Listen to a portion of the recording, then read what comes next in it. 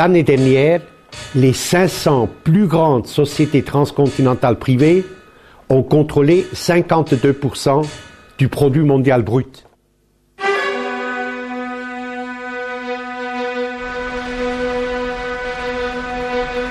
La mondializzazione ha avuto questo effetto di unificare le classi capitalistiche in tutto il mondo. Tutti si rappresentano a Wall Street. Wall Street non è semplicemente il centro del capitale americano, è il centro del capitalismo collettivo mondiale.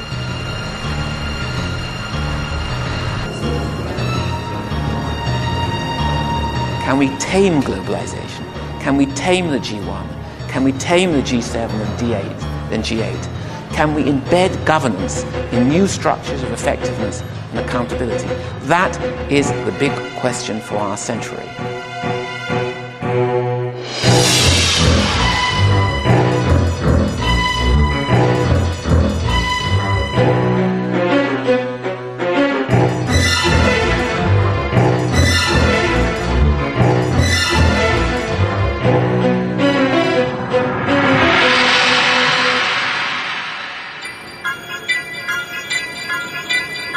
La mundialización está siendo pilotada por gigantescas empresas multinacionales. Ya se han hecho con enormes zonas del planeta y amenazan con tomar muchas más. Importantes regiones de todo el mundo están fuera de la jurisdicción de cualquier Estado.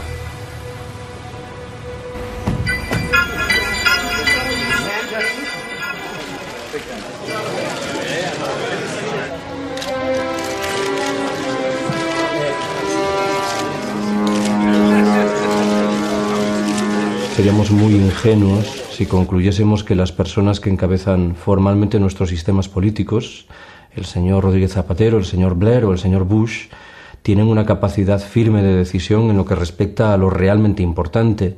Son antes bien formidables corporaciones económico-financieras que operan en la trastienda las que dictan las reglas del juego.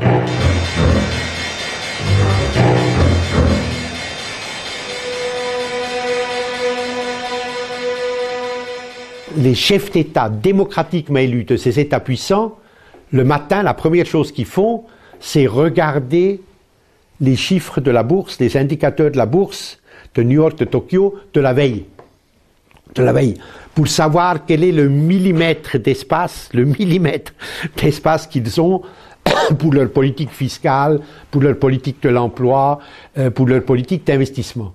Et pour la première fois dans l'histoire de l'humanité, des entreprises transnationales ont un pouvoir beaucoup plus important que les États, que les gouvernements. Et la mondialisation, elle est économique et financière et elle a pour but de transformer toute la réalité du monde en marchandises, c'est-à-dire en produits qu'on peut vendre ou qu'on peut acheter. Las grandes fortunas y los intereses de los países más desarrollados ahogaron la posibilidad de un mejor reparto en el mundo. Y desde los fertilizantes hasta el agua, desde los cereales hasta el petróleo, todo cayó en sus manos, en el de las megaempresas, muchas de ellas con mayor potencial económico que muchas naciones del planeta. Le chiffre du bilan de ExxonMobil est supérieur au produit intérieur brut de l'Autriche. Le General Motors, le bilan de General Motors est supérieur au produit intérieur brut du Danemark.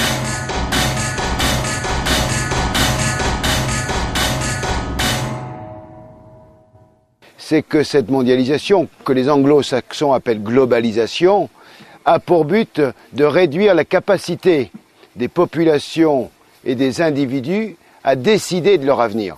Et tout se décide uniquement en fonction des intérêts capitalistes des entreprises.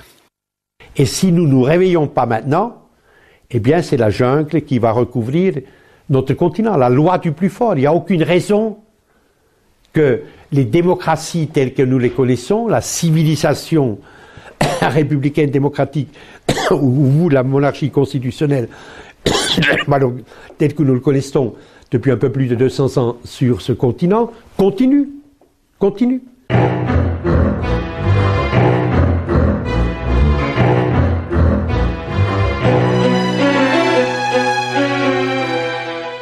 Y los organismos internacionales que determinan toda la economía de un país, que hacen lo que quieren, no son democráticos, ¿cómo es que podemos contentar-nos, satisfazer-nos com esta democracia política que só nos permite quitar um governo e poner outro?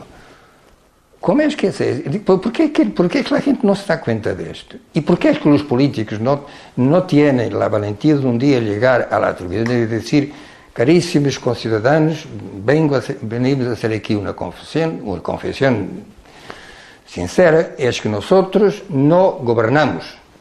Estamos aquí porque somos los comisarios de los señores que están arriba, que se llaman, que tienen nombres, y ahora aquí una serie de nombres de grandes transnacionales.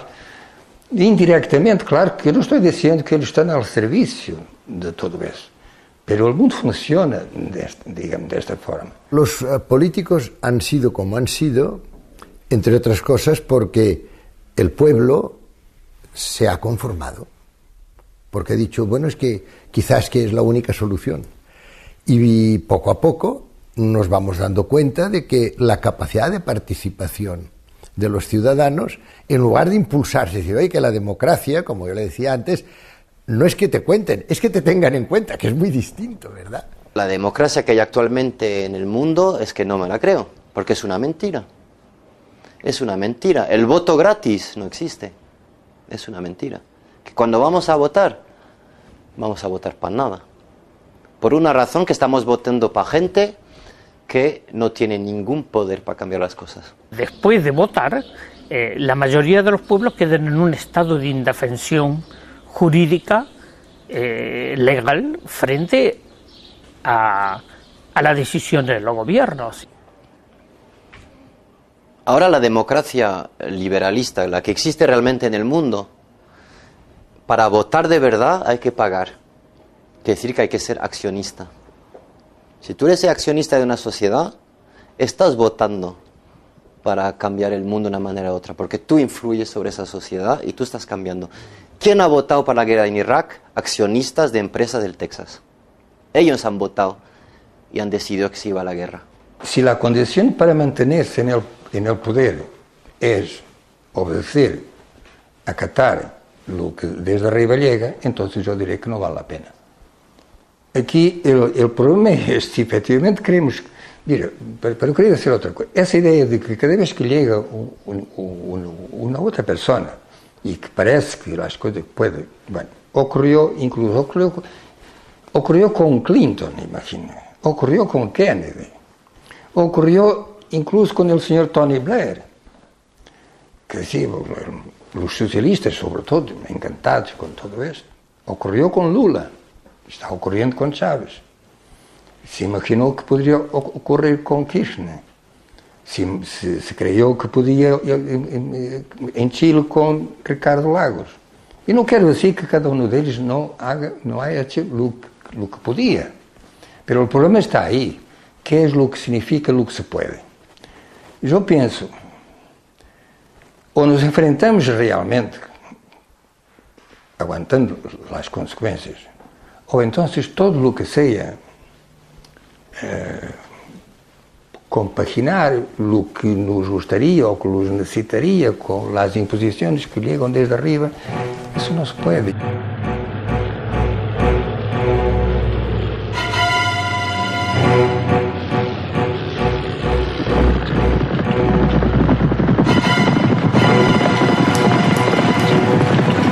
A los pocos días de asumir Lula, hubo una declaración de Frei Betto.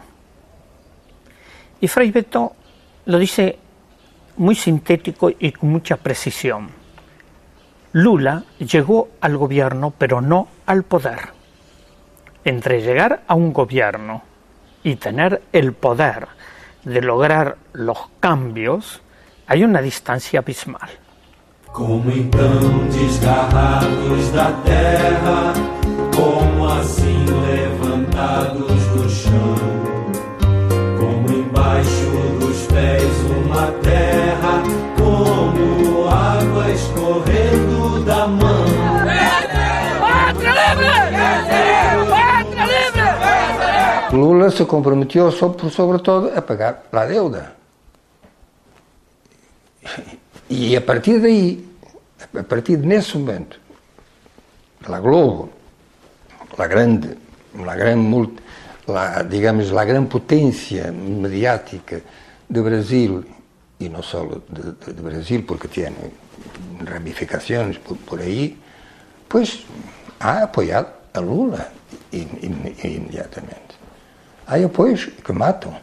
E se não matam imediatamente, matam a prazo. So if Lula had said, forget about the debt, my concern is the Brazilian people, and I am going to use Brazil's income for my own people, the financial markets would have attacked the real the next morning. And I don't think that Brazil, which is quite a strong developing country, could have withstood the attack for a very long time. The central bank would have lost all its reserves, the currency would have crashed, people would have been thrown out of work, etc., etc. So that's the reason that everyone follows more or less the same logic. Now, to add to that, I think, but this may be a utopian view, that Europe could be an alternative to this kind of logic.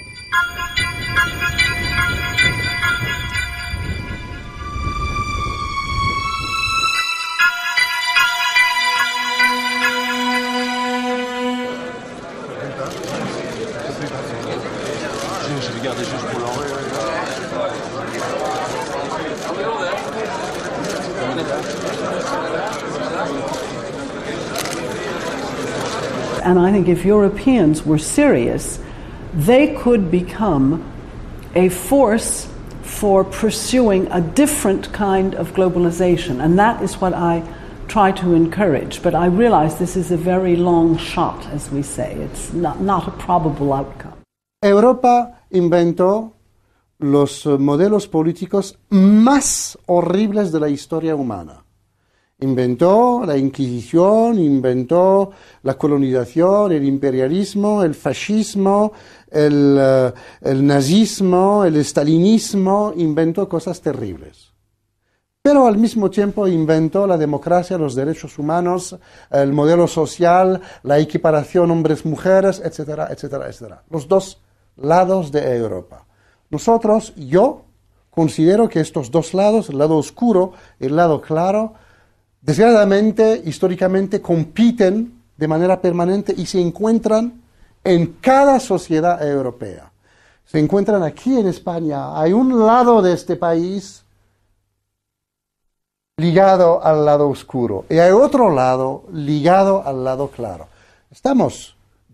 Tenemos que elegir en qué lado queremos estar y abogar para eso. Esta idea lo repito, esta idea de la sociedad, esta idea de lo que los italianos llamaban la civiltà, el hecho de que hay una sociedad en la que la cortesía, en la que la ayuda, en la que la generosidad, en la que el entendimiento, la apertura intelectual existe, es un milagro de Europa y tenemos que defenderlo. Tenemos que defenderlo porque frente a nosotros es otro mundo que se está elevando. Es un mundo bárbaro. Yo soy muy escéptico con respecto al papel de la Unión Europea en el planeta contemporáneo. Creo que tendemos a idealizar lo que la Unión Europea es, y me refiero expresamente a lo que es, no a lo que pudiera ser. ¿Y en qué sentido digo esto? En dos sentidos diferentes.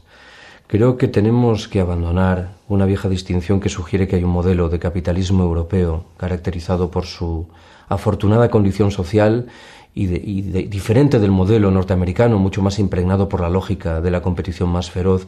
Estamos obligados a preguntarnos, en otras palabras, qué es lo que ha quedado del presunto modelo de capitalismo social europeo luego de 20 años de políticas neoliberales abrazadas por todos y cada uno de los gobiernos de los Estados miembros de la Unión y plasmadas, por cierto, en el Tratado de Maastricht y en el Tratado Constitucional. ¿Qué es lo más importante del reaccionarismo económico actual?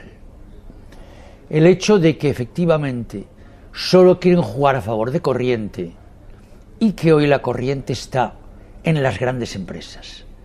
Pero ¿qué hay más contrario al liberalismo político que las grandes empresas?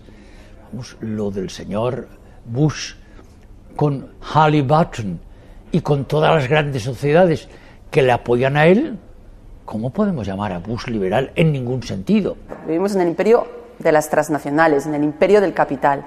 Entonces esa es la diferencia sustancial entre el liberalismo y el neoliberalismo. Y el neoliberalismo utiliza esa coartada del libre mercado como una estrategia para apropiarse de todo. Telefónica, 133.000 trabajadores, 133.000 millones de beneficios. Repsol, 18.700 trabajadores, 117.000 millones de beneficios. Argentaria, 17.000 trabajadores, 80.000 millones de beneficios. Tabacalera, 11.000 trabajadores, 14.000 millones de beneficios. Y están eliminando también los servicios públicos por la razón muy simple.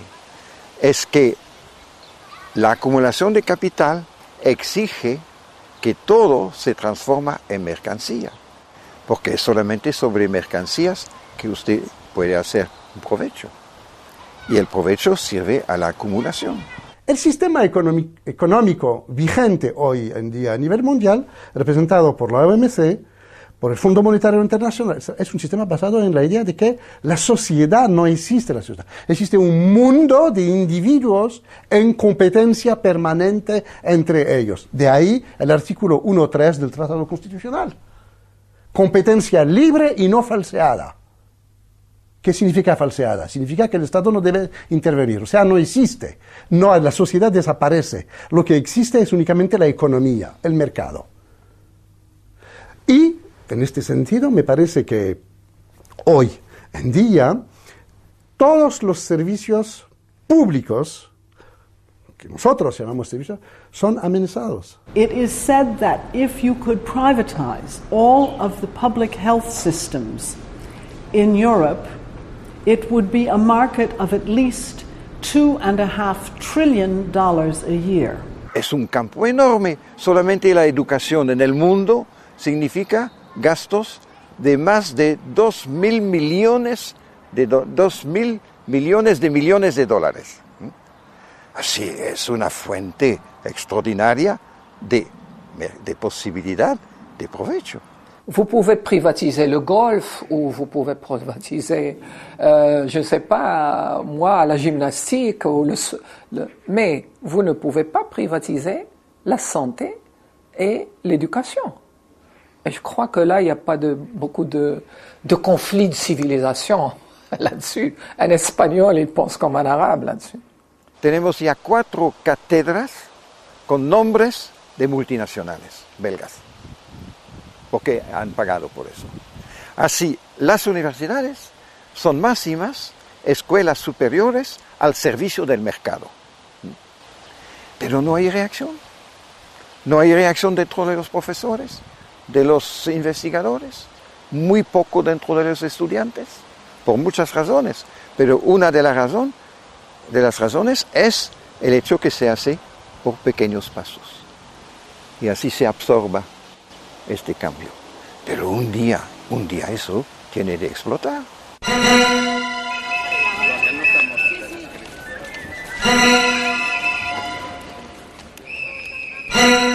Il potere si concentra in alcune istituzioni finanziarie che sono fuori da un controllo politico democratico.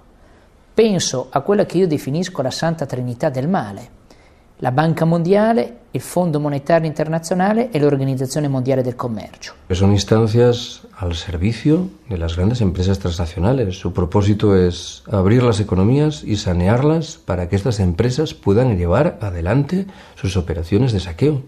Y no hay nada más. Allí donde hay un programa de ajuste del Fondo Monetario Internacional, lo que sabemos que hay es más miseria. Sí, porque lo que ocurre es que al someterte a las leyes del llamado mercado, que es esta especie de Dios que nos gobierna ahora, que es un señor peor que el Dios del Antiguo Testamento, lo que ya es decir, está enojadísimo siempre el mercado, siempre está furioso, siempre está vengándose, castigando, prohibiendo. Es un Dios de las prohibiciones, de los castigos, de las amenazas. Y entonces, claro, a través de estos organismos tipo Banco Mundial, Fondo Monetario y otros más, pues ejercen una coacción, ¿verdad?, continua sobre países que tienen sus soberanías recortadas por la deuda externa. Que no es deuda, o que es deuda de otros, ¿no? El pueblo, los pueblos no hicieron esa deuda. Y esos pueblos la han pagado con creces. Mientras nuestros gobiernos se dediquen a responder al FMI pagando la deuda externa, no hay democracia, no hay paz posible en ninguno de los pueblos del tercer mundo.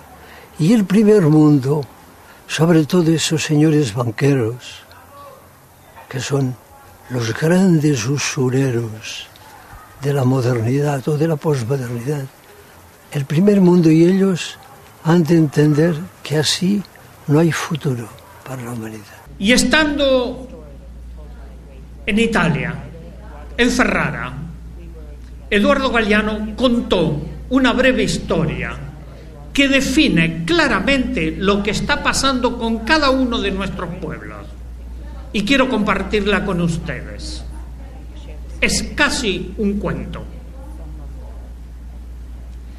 Le preguntaron a Eduardo dónde le encontraba los temas para escribir. Y él dijo que era muy simple, escuchaba lo que dice el pueblo. Y entonces cuenta que fue a un restaurante, se sentó y escuchó hablar al cocinero. Y el cocinero había hecho una asamblea donde estaban presentes las gallinas, los patos, los cerdos, los conejos, los faisanes. Y entonces les preguntó, dice, los he reunido para hacerles una pregunta. ¿Con qué salsa quieren ser cocinados?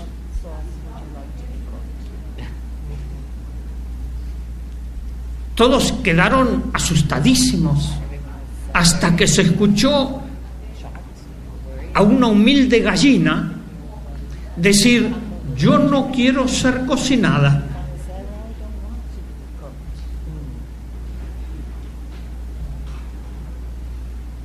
Entonces el cocinero dijo, un momento, está eso fuera de toda discusión. Ustedes lo único que pueden elegir es la salsa con que quieren ser cocinados. Eso no está pasando a nosotros.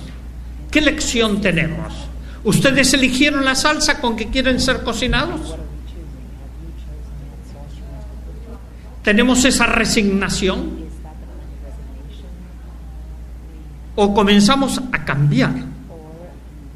Que el mundo fue y será una porquería, ya no sé, en el 506 y en el 2000 también, que siempre ha habido chorros, maquiavelos estafados, contentos, amargados, valores y doblez, pero que el siglo XX es un despliegue de maldad insolente, ya no hay quien lo niegue, vivimos revoltados en un merengue y en un mismo loco.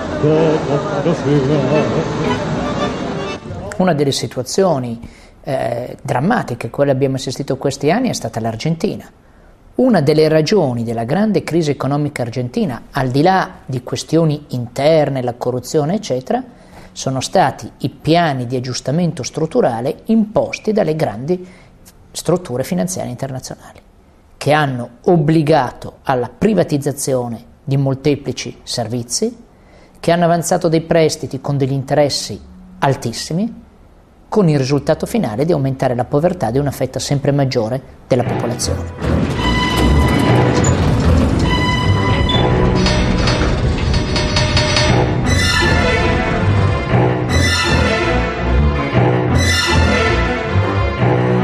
Hoy todo cambió y una nueva relación ha comenzado.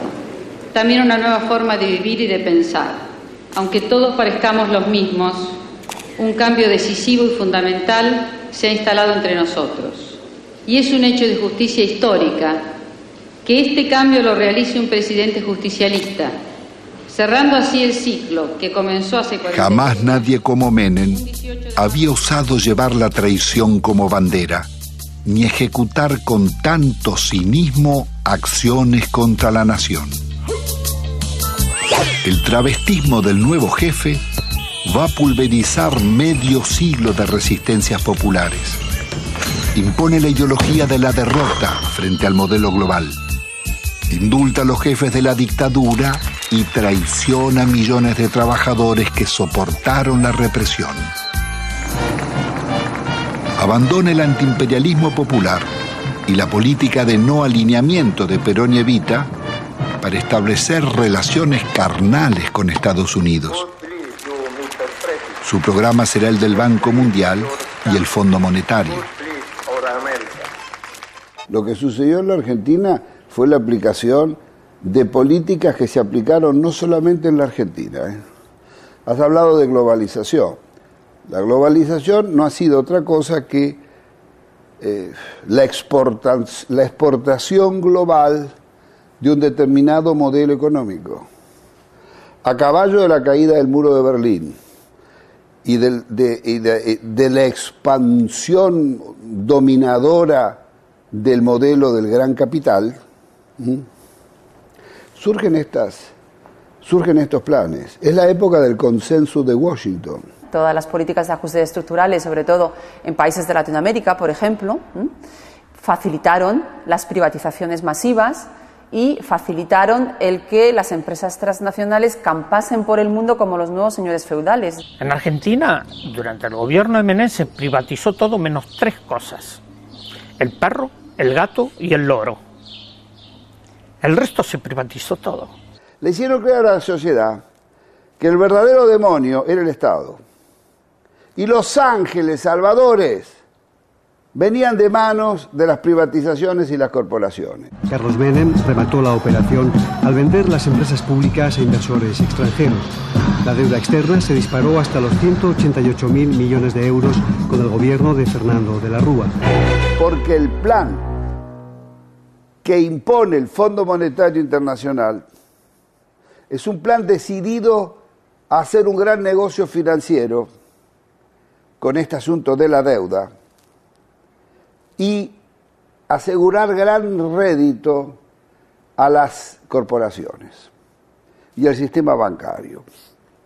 Mira, esto es muy largo de explicar, pero piensa que todo esto cierra que al final los bancos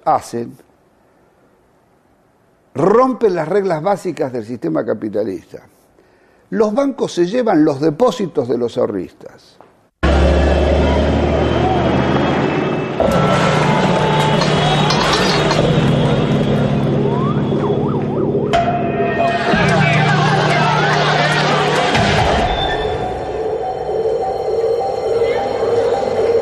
Quiero informarles que ante eso he decretado el estado de sitio en todo el territorio nacional. Y el gobierno ni de la Rúa, ni el gobierno que le sigue de transición Duhalde, le exige a las casas centrales, matrices, la reposición de los depósitos, utilizando simplemente la jurisprudencia internacional y argentina, que dice taxativamente que las casas centrales siempre son responsables de los quebrantos o pérdidas de sus sucursales. Aún hoy, es el pueblo argentino el que compensa a los bancos para que los bancos le devuelvan el dinero a los ahorristas.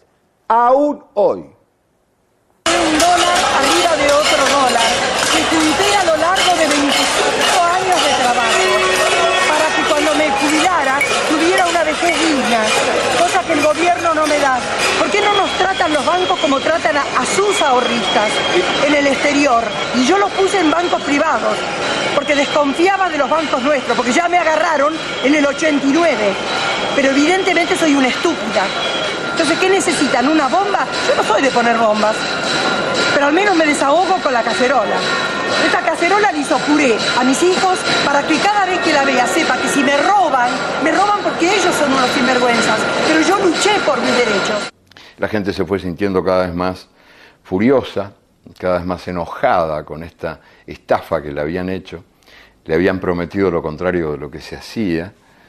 Y entonces, bueno, los invisibles se hicieron visibles y la gente bajó de las tribunas, de las plateas para jugar al partido en la cancha. Entonces invadió las calles y el gobierno cayó solito, así, desplomado por su propia incapacidad de hacer frente a las cosas, y eso abrió paso a un periodo de cierto florecimiento de formas democráticas interesantes que se abrieron paso en la Argentina, que yo creo que son como semillas plantaditas que van a ir dando frutos, ¿no? La idea de que la democracia no es un sistema reducido al voto que se deposita cada 4, 5, 6 años, sino que es mucho más que eso. Es el derecho que el pueblo tiene de gobernarse, el derecho que la gente tiene de participar activa y decisivamente en la vida política, económica, cultural del país al que pertenece. Si es lo mismo el que labora noche y día como un buey, que el que vive de nosotros, que el que mata, que el que cura o está fuera de la ley. Yo creo que hoy tenemos un gran desafío y es generar estrategias y políticas para revertir esta situación. El Fondo Monetario Internacional y el Banco Mundial, que fueron creados para estar al servicio del pueblo, están al servicio de las grandes corporaciones y de los grupos que dominan al mundo. Hay que decirles basta.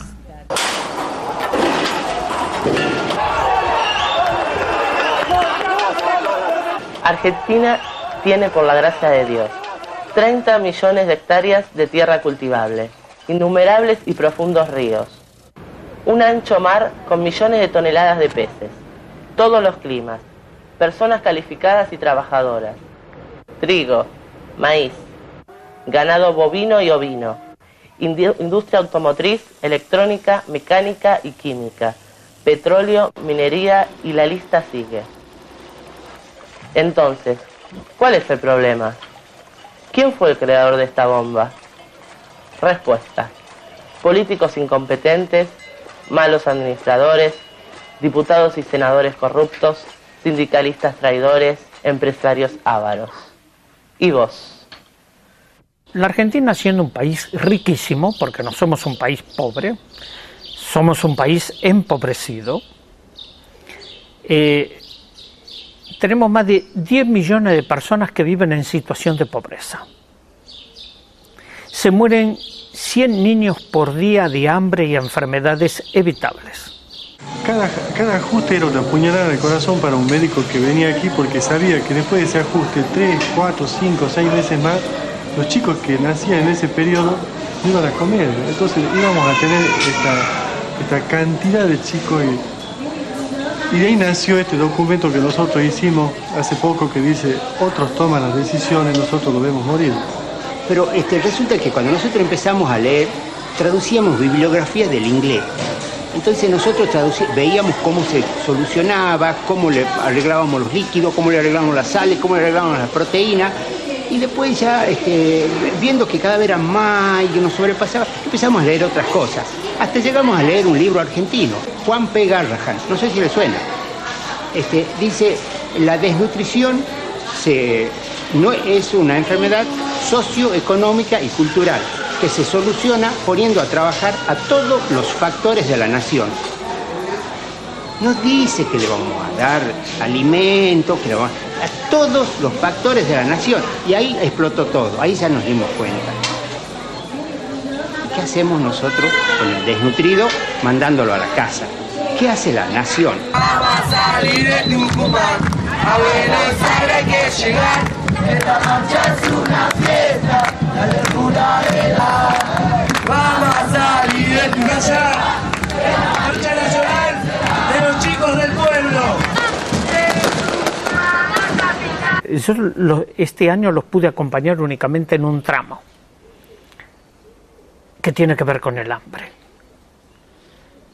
Fue la gran movilización, la marcha nacional de los chicos del pueblo, que hicieron 4.500 kilómetros desde la provincia de Tucumán, en el norte argentino, a Buenos Aires, parando de pueblo en pueblo para explicar lo siguiente.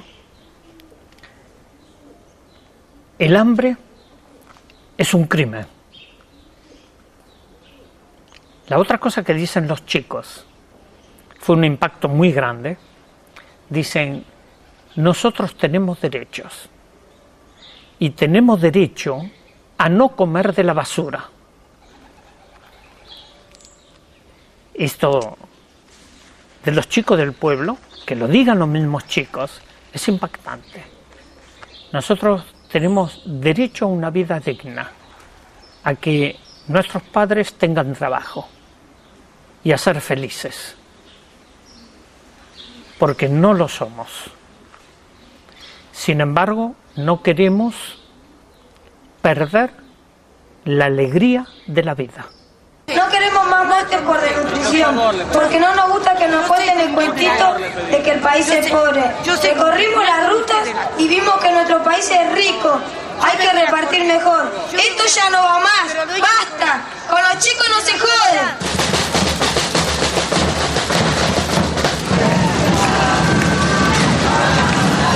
Es difícil entender que este país que tiene 13.100.000 niños, 9,5 millones de niños estén en la pobreza. Las instituciones del Estado están en una total y absoluta deficiencia o no funcionan correctamente. Y esos más de 10 millones de personas, muchos con las protestas sociales, a los que se le pusieron piqueteros, los piquetes, comenzaron en General Mosconia, en el norte argentino, en Jujuy, y eran los antiguos trabajadores de yacimientos petrolíferos fiscales que fueron privatizados, donde está Repsol y que cerró muchísimas plantas. Esta gente con familias que siempre vivieron dignamente, como trabajadores de la empresa petrolera estatal, al privatizarse quedaron en la calle. Entonces, ¿qué hicieron? Cortaron las rutas y ahí vino el nombre de piquetero, que fueron acusados de subversivos, reprimidos. Yo he estado en la zona, gente torturada, baleada por las fuerzas de la gendarmería y de la policía, y de ahí vino el nombre de piquetero. Somos los desocupados, todos los que te vamos a cortar. Somos los desocupados, todos los que te vamos a cortar. A ver. ¿Quién dirige la batuta? Si el pueblo lucha, pues gobierno hijo de puta, puta, a ver. No nos alcanza para nada. Así que tenemos que salir a la ruta o a donde sea, a cortar, a pedir más para toda la gente que realmente lo necesita. Marchan los dedos en dirección a la mano, marchan los dientes en dirección a la boca, los dientes quieren ser boca, los dedos quieren ser mano. Hay una creciente conciencia de la necesidad de juntarnos para que la democracia deje de ser algo cada vez más ajeno a la gente. Una cuchillada de amor, luna de los pobres siempre abierta. Yo vengo a ofrecer mi corazón como un documento inalterable. Yo vengo a ofrecer mi corazón. So here in Argentina you have both one of the clearest examples of the failure of the dominant economic model, orthodoxy, religion of our time, and also the first national rebellion against neoliberalism that we have seen.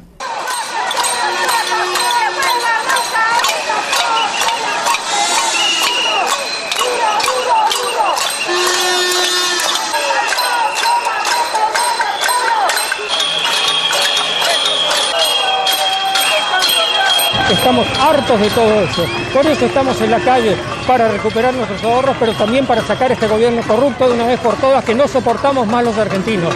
Queremos que se vayan ya. When they said que se vayan todos, they meant not just all of the people who had betrayed them, but the religion to which those people subscribed, the religion of neoliberalism. Yo vengo a ofrecer mi corazón. Mire las puntas de un mismo lazo. Me iré tranquila y me iré despacio y te daré todo y me darás algo que me alivie un poco más.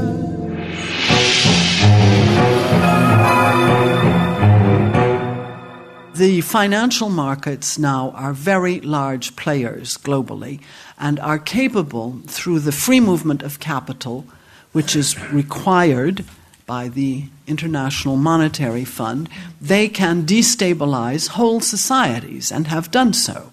En 2004, tous les jours ouvrables, si vous prenez tous les jours ouvrables sur toutes les places financières du monde, par jour, à peu près 1000 milliards de dollars ont changé d'identité, monétaire o jurídico. El dato a mí me parece escalofriante. Hoy en día en el planeta se mueven 60 veces más recursos en operaciones de cariz estrictamente especulativo que los que corresponden a operaciones que implican la compraventa efectiva de bienes y de servicios. La especulación, por tanto, lo impregna todo. El segundo dato relevante sugiere que una mecánica central de la globalización en curso es la desaparición de los controles, de las medidas de control y de freno. Y esto, claro, beneficia a los capitales que se mueven en la legalidad, pero lo hace también a aquellos que se desenvuelven en la trastienda.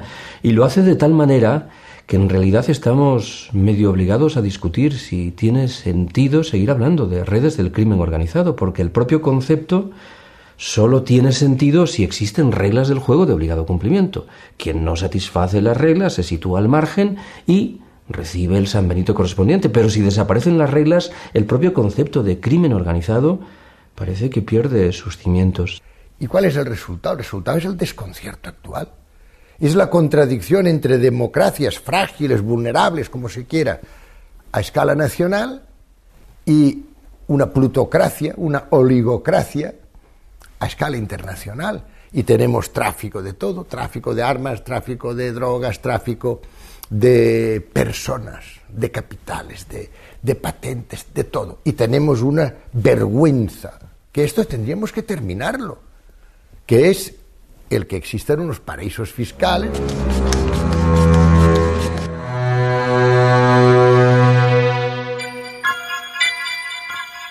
Los paraísos fiscales, yo pienso que son una de las grandes aberraciones de la sociedad contemporánea. ¿Por qué? Esencialmente porque no tienen ninguna justificación económica más que la de dar cobijo al dinero del crimen, o al dinero digamos, de la corrupción, o al dinero del desvío de fondos o del impago de impuestos, etc. Es decir, es crear un territorio sin ley para capitales que resultan en su inmensa mayoría del delito fiscal u otro tipo de delitos. Por consiguiente, yo creo que si viviésemos en un mundo efectivamente justo, los paraísos fiscales deberían desaparecer. ¿Cómo es admisible que Europa tenga 5 paraísos fiscales funcionando a pleno rendimiento? Evidentemente Mónaco, evidentemente Andorra, evidentemente Liechtenstein, evidentemente Luxemburgo, evidentemente Suiza. Para no hablar de las islas anglo-británicas, Guernsey, etcétera, etcétera. Óigame, ¿por qué nadie, ningún presidente de comisión, ningún comisario, etcétera, etcétera, se ha propuesto de verdad coger el problema con las dos manos, el toro por los cuernos, decimos en España. Y si no acabar con él, por lo menos reducirlo y controlarlo. Hoy día no existe prácticamente ninguna ONG humanitaria que trabaje en derechos humanos, etcétera, que no cuestione la existencia de los paraísos fiscales. Y sin embargo, los paraísos fiscales se mantienen, a veces están en el interior mismo de áreas económicas importantes, en el seno o en la periferia de la Unión Europea, donde, por ejemplo, los organismos hasta públicos hacen negocios con instituciones o empresas instaladas en los paraísos fiscales. Bien, todo esto es extremadamente, digamos, inmoral, ¿eh? Desde el punto de vista ético. En este país mismo hemos sabido que los grandes empresarios financieros tenían capitales en los paraísos fiscales. Y uno se pregunta siempre, yo no sé si usted lo ha hecho en alguna ocasión, señor Estevez, ¿cómo es posible que con los miles de millones que han ganado y que ganan los grandes capitalistas del mundo, todavía y las estructuras defensivas de ese capital, que son inatacables, todavía necesiten constituirse patrimonios en paraísos fiscales? ¿Cómo es posible? Bueno, pues mire usted, lo es. La existencia de los paraísos fiscales, por ejemplo, impide, según algunos, de poner en marcha la tasa Tobin.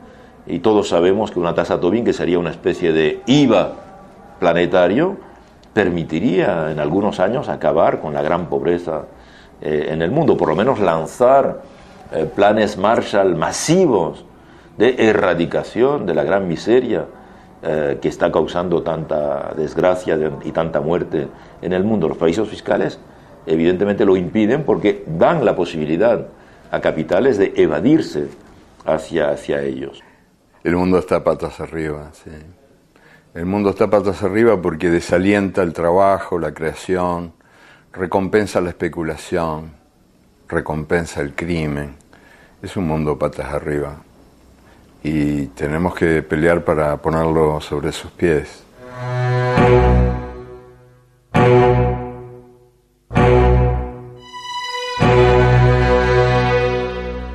Frente a este capitalismo salvaje que hoy vivimos, yo creo que efectivamente hay que saber decir no.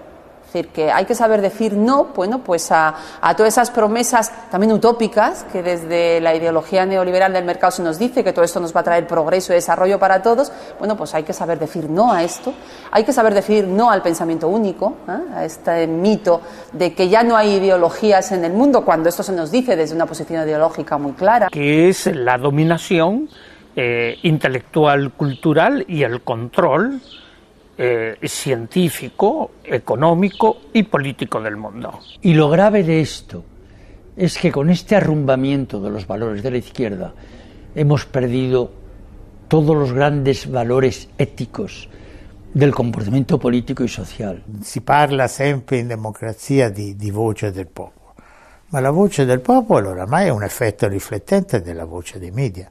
Se uno va a vedere, guarda i media, poi guarda quel che dice la gente, è la stessa roba. Ma qual è la fonte di quella voce? Non è il popolo, è il messaggio televisivo. Central bankers like catching the markets by surprise, and this morning they certainly did so. On today's events with Roy Blumberg at our Wall Street Bureau. Roy, I still believe the market needs some more backing and filling, and yes, the Dow could likely. La majorité des grandes télévisions du monde, les grandes télévisions internationales, sont toutes aux mains d'entreprises transnationales qui essayent de contrôler l'information et la circulation de l'information. Donc il est évident que quand on voit les grandes chaînes internationales, leur volonté, c'est de faire appliquer le modèle et de conforter le modèle et de discréditer de manière évidente toute contestation de ce modèle dominant qu'est la globalisation.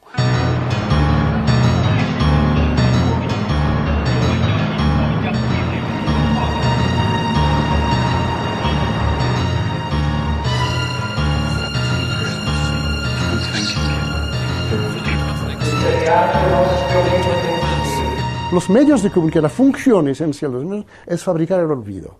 Con estas noticias, esta información extraordinaria, El resultado es no poder analizar lo que pasa. Jean-Luc Godard decía, el papel de la televisión es fabricar el olvido. Il 75% di persone non legge nemmeno un libro all'anno. Quindi da dove sanno le cose che sanno? Pochissime le sanno dalla televisione. E la televisione che cosa gli dà? Soltanto immagini. Non gli fa capire i problemi. El problema está cómo hacemos para asegurar a nuestras sociedades, a los ciudadanos, el derecho a la información. Los espacios están ocupados en buena parte por banalidades absolutas, en desmedro de asuntos muy serios y graves que hacen a la calidad de vida y al pleno ejercicio de los derechos ciudadanos. I don't know how many television viewers you have in your audience, but just think if today with our discussion we could encourage even 10 people to join an organization, to say, yes, I can do something. Yes, I am responsible also for what's happening in the world, for what's happening in my country, for what's happening on my planet. And if we could say that today we've encouraged some people to get out there and do something different from what they were doing and doing it with other people, I'd say we've had a very good day's work. Yo creo que a pesar de todos los pesares, vamos para mejor. Hay más conciencia, hay más ciudadanía, hay más movimiento popular y hay más solidaridad internacional. Y el neoliberalismo no tiene futuro, que además de ser homicida, es suicida y es ecocida, ¿no? La vida tiene la última palabra. Lento pero viene, el futuro se acerca, despacio pero viene, ya casi está llegando con su mejor noticia, con una estrella pobre sin nombre todavía. Lento pero viene, el futuro real, el mismo que inventamos nosotros y el azar, cada vez más nosotros y menos el azar.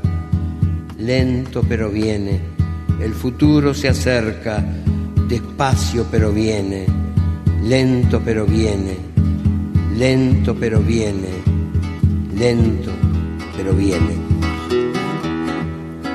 Si yo no cambio un poco mis fallas, mis males, ¿cómo cambiar entonces las tierras, los mares? Si no cambio un poquito mis mañas, mis juegos, ¿cómo cambiar en algo los dramas, los fuegos? Si no poquito un cambio, mi duda, mi acaso, ¿cómo cambiar más tarde el beso, el abrazo? Si no cambito un poco mis cauces, mis fuentes, ¿cómo he de cambiar fuera lo mío en la gente?